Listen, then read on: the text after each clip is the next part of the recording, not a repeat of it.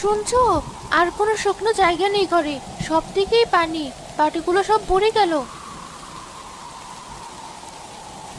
তুলে ফেলে দাও বাইরে, আবার ভরবে। এই পানি তো আজ রাতে থামবার নয়, আসমান যেন আজ ফেটেই পড়বে। যেভাবে বাতাস বাড়ছে তাতে ঘরের চালটা থাকবে তো? আমার বড্ড ভয় করছে। ভয় পেয়ে আর কি হবে, যা হওয়ার তা তো হবেই। 3 দিন, পুরো 3 দিন ধরে এই অবস্থা। এক পা বাইরে ফেলার উপায় নেই। নদী তো নয়, যেন সাক্ষাৎ আজরাইল পড়ছে। ঘরে যে শেষ চালটুকু ছিল দুপুরে তাই দিয়ে যাও বানিয়েছিলাম। এখন তো আর একটা দানাও নেই। রাতের জন্য কি ব্যবস্থা হবে? কি ব্যবস্থা করব আমি? এই ছেঁড়া জাল আর এই ভাঙা নৌকা দিয়ে কি এই দরিয়ায় নামা যায়? নামলার ফিরতে হবে না। আমি তা বলছি না। আমি জানি তুমি নিরুপায়, কিন্তু ছেলেটার দিকে তাকাও। জ্বরে গা পুড়ে যাচ্ছে। দিনের বেলায় তবু যাও খেয়েছিল, এখন তো পেট খালি। খালি পেটে কি জ্বর কমে? ওর মুখের দিকে তাকাতে আমার বুকটা ফেটে যাচ্ছে সাবিহা। মনে হচ্ছে আমি কেমন বাবা, যে নিজের সন্তানের মুখে দুমুঠো ভাত তুলে দিতে পারি না। এর চেয়ে মরে যাওয়া ভালো ছিল। আমি কাল সকালে না হয় পাশের বাড়ির ভাবির কাছে যাব। দেখবো যদি 2-1 মুঠো চাল ধার পাওয়া যায়। আর কত ধার করবে? সারা গ্রাম জানে আমাদের অবস্থা। কার কাছে আর মুখ দেখাতে যাব? সবাই তো ফিরিয়ে দেয়। তবুও চেষ্টা করতে তো দোষ নেই, ছেলেটার জন্য। মা, মা, পানি! এই তো বাবা, আমি পানি দিচ্ছি। ওঠ, পানি খেয়ে নি।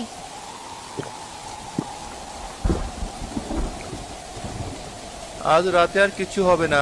আজ রাতটা আমাদের উপোস করেই কাটাতে হবে। পানি খেয়ে পেট ভরাতে হবে। আমার জন্য চিন্তা নেই, আমি না হয় নাই খেলাম, কিন্তু ছেলেটা, ওর যে ওষুধও শেষ হয়ে গেছে। সব জানি আমি সাবিহা, সব বুঝি। কিন্তু আমার হাত পা যে বাঁধা। মনে হচ্ছে যেন এক অদৃশ্য শিকল দিয়ে কেউ আমাকে বেঁধে রেখেছে এই ভাঙা ঘরের খুঁটির সাথে। একটু ঘুমানোর চেষ্টা করো, হয়তো সকাল হলে বৃষ্টিটা কমবে, তখন একটা ব্যবস্থা হবেই।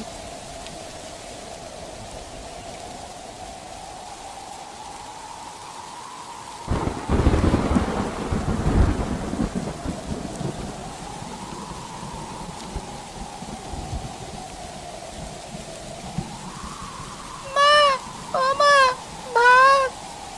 কি হয়েছে বাবা, স্বপ্ন দেখছিস? এই তো আমি তোর পাশেই আছি। না মা, স্বপ্ন না, আমার খুব খিদে পেয়েছে। গরম ভাত। কি খাবি বাবা? কি খেতে ইচ্ছে করছে তোর? ইলিশ মাছ ভাজা, কড়া করে ইলিশ মাছ ভাজা, আর গরম ধোয়া ওঠা ভাত। কি সুন্দর গন্ধ আসছে মা।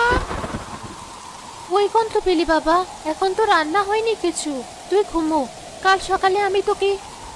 আমি স্বপ্ন দেখলাম মা, বাবা নদী থেকে অনেক বড়, এই এত বড় একটা রূপোর মতো ইলিশ মাছ ধরে এনেছে। তুমি সেটা উঠোনে বসে কুটছো, আর আমি পাশে বসে দেখছি। তারপর তুমি গরম তেলে মাছটা ভাজলে, মচমচে করে। কি যে সুন্দর গন্ধ! আমরা সবাই মিলে সেই মাছ দিয়ে পেট ভরে ভাত খেলাম। আমার আর জ্বর নেই মা, আমি একদম ভালো হয়ে গেছি।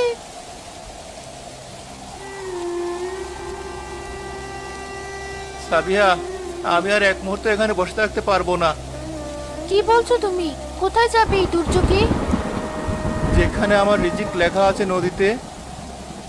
না, তোমার পায়ে পড়ি, তুমি যেও না। তুমি কি পাগল হয়ে গেছো? বাইরে কি হচ্ছে তুমি দেখছো না? নদীর যা অবস্থা, তাতে বড় বড় লঞ্চ পর্যন্ত ডুবে যায়। আর তোমার তো একটা ছোট ডিঙি। সেই ডিঙি নিয়েই যাব। আমার ছেলে জ্বরের ঘরে ইলিশ মাছ খাওয়ার স্বপ্ন দেখছে। তার স্বপ্নটাকে আমি সত্যি করতে পারবো না। এটা ওর ইচ্ছে নয়, এটা ওর জ্বরের ঘোরের কথা। তুমি বুঝতে পারছো না কেন? তুমি গেলে যদি আর ফিরে না আসো, তোমার যদি কিছু হয়ে যায়, তাহলে আমি রাজুকে নিয়ে কোথায় দাঁড়াবো? আমাদের উপরওয়ালা আছেন সাবিহা, তিনি নিশ্চয়ই এত পাষাণ নন। তিনি দেখছেন যে একটা অসুস্থ বাচ্চা খাবারের জন্য ছটফট করছে। তিনি আমাকে পথ করে দেবেন। তোমার নৌকার তলার কাঠটা কিন্তু ফেটে গিয়েছিল। তুমি নিজেই তো বলেছিলে ওটা সারানো দরকার। জালটাও তো চেরা, কি নিয়ে তুমি যাবে? যা আছে তাই নিয়ে যাব। আজ আমার কপালে কি লেখা আছে তার ফয়সালা হয়েই যাবে। হয় আমি মাছ নিয়ে ফিরবো, নয়তো আমার লাশটাও খুঁজে পাওয়া যাবে না। এমন অলক্ষণে কথা বলবে না, আমি তোমাকে যেতে দেব না।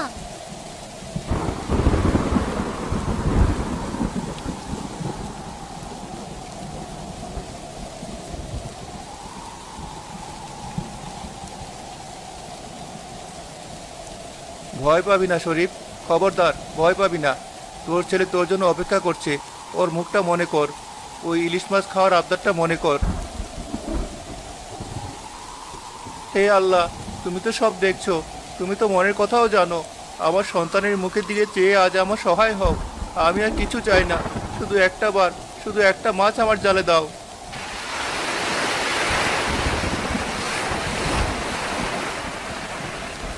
আর দেরি করলে চলবে না, এখনই জাল ফেলতে হবে। যা আছে কপালে, যদি মরি তো ছেলের জন্য লড়াই করতে করতেই মরবো।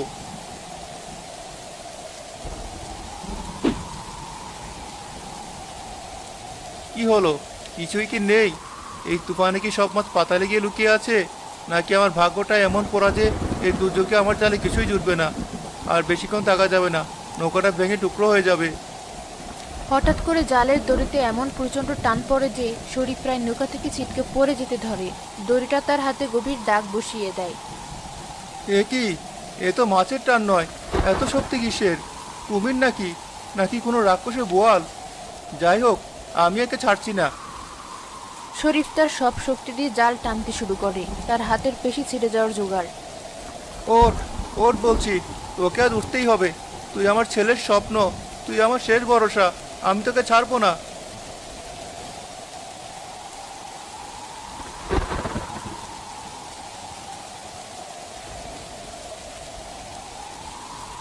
এ এ এ আমি কি দেখছি? এ তো ইলিশ। এ কি স্বপ্ন? না, না, দুটো দুটো বিশাল ইলিশ।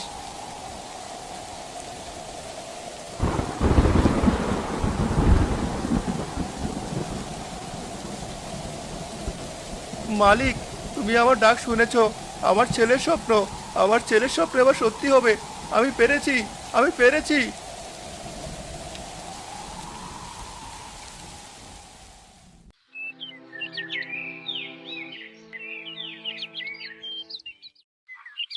দরজায় সারা রাত জেগে বসেছিল সাবিহা।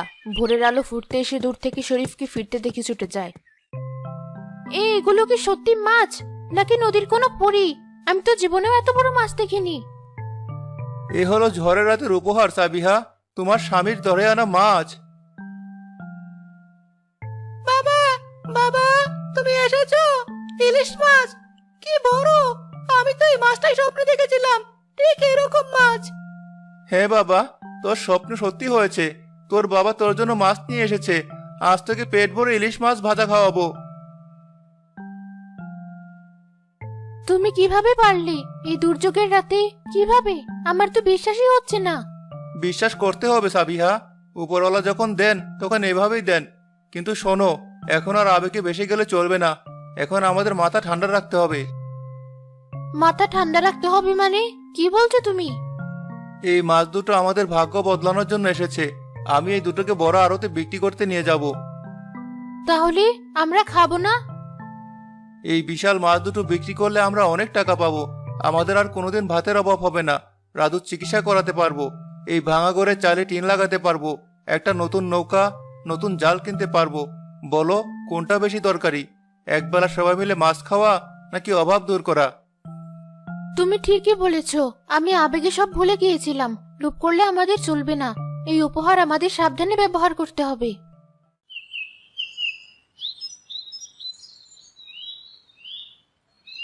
ব্যাপারী সাহেব, আসসালামু আলাইকুম।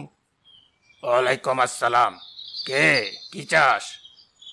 আমি শরীফ জেলে, দুখানা মাছ ছিল, যদি দেখতেন। কি মাছ এনেছিস? পুঁটি ট্যাংরা হলে ওদিকে যা, আমার সময় নষ্ট করিস না। আমার কেনা শুরু হয় রুই কাতলা দিয়ে। আমার মাছ দেখলে আপনার সময় নষ্ট হবে না ব্যাপারী সাহেব, বরং আপনার আজকে দিনটাই ভালো হয়ে যাবে। তাই নাকি? এত সাহস তোর! দেখা কি এনেছিস। যদি মন মতো না হয় তাহলে তোর কপালে কিন্তু দুঃখ আছে।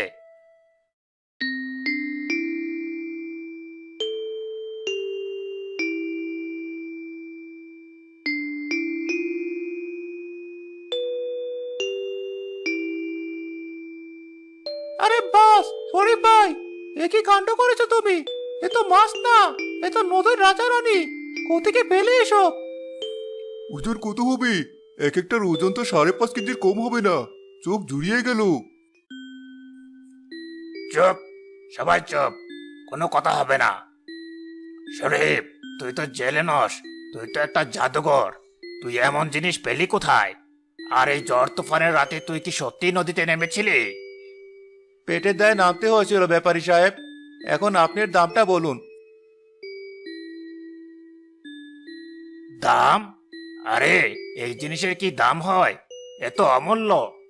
এই গঞ্জের বড় বড় সাহেবরা, মন্ত্রী মিনিস্টাররা কিনে নেবে। তারা এর জন্য যে কোনো দাম দিতে রাজি থাকবে। দেখ শরীফ, আমি তোকে ঠকাতে চাই না।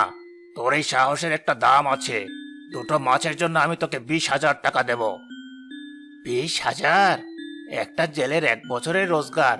শরীফের তো কপাল খুলে গেল। কিরে, কথা বলছিস না কেন? অজ্ঞান হয়ে গেলি নাকি? না না ব্যাপারী সাহেব, আমি আমি বিশ্বাস করতে পারছি না। হ্যাঁ হ্যাঁ হ্যাঁ, বিশ্বাস কর, তোর ভাগ্য আজ তোর উপর সদয় হয়েছে।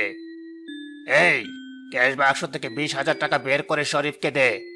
আর শোন শরীফ, আজ থেকে তুই আমার খাস ছেলে। ভালো মাছ পেলে সোজা আমার কাছে চলে আসবি।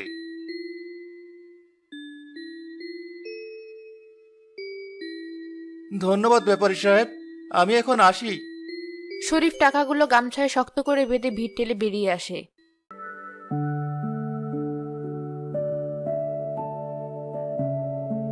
তুমি এসে গেছো? কি হলো, বিক্রি হয়েছে মাছ? হ্যাঁ, বিক্রি হয়েছে। এই নাও। এ তো অনেক টাকা। কত টাকা এটা? পুরো 20,000 ছিল, বাজার করার পর কিছুটা কম আছে। আর কান্না নয়, এখন শুধু হাসির দিন। এই দেখো, তোমাদের জন্য কি এনেছি। এই নে বাবা, তোর ওষুধ। আর জ্বর আসবে না। ধন্যবাদ বাবা। আর এই দেখো, এটা আমাদের জন্য। আজ রাতে আমরা সবাই মিলে একসাথে ইলিশ মাছ দিয়ে পেট ভরে ভাত খাবো। নতুন ইলিশ মাছ দেখে সাবিহা ও রাজু দুজনেই আনন্দে আত্মহারা হয়ে যায়।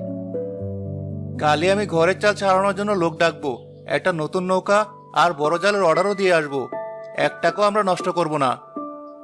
সেই রাতে তাদের ভাঙা ঘরে যেন ঈদের চাঁদ ওঠে। গরম ভাতের সাথে ইলিশ মাছ ভাজার গন্ধে চারপাশ মৌ মৌ করতে থাকে।